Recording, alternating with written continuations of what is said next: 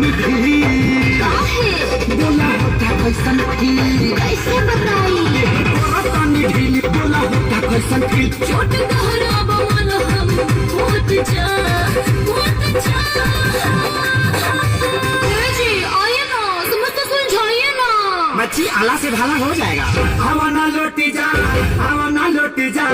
आवाना लोटी के तू लाहे लाहे घोटी जा आवाना लोटी जा आवाना लोटी जा आवाना लोटी के तू लाहे लाहे घोटी जा।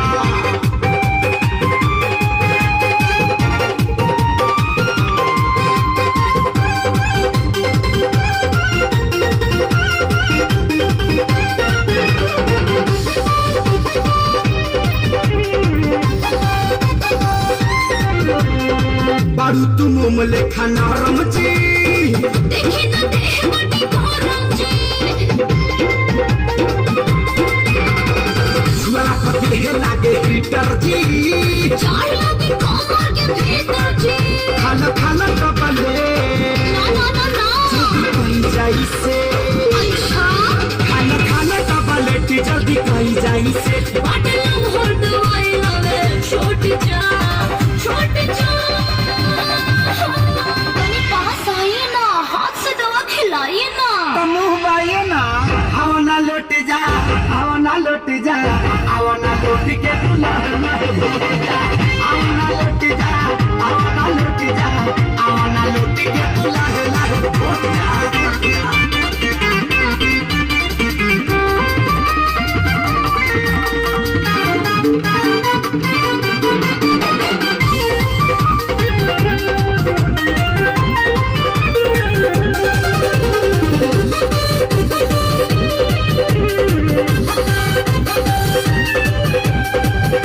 लगा दी इंजेक्शन हो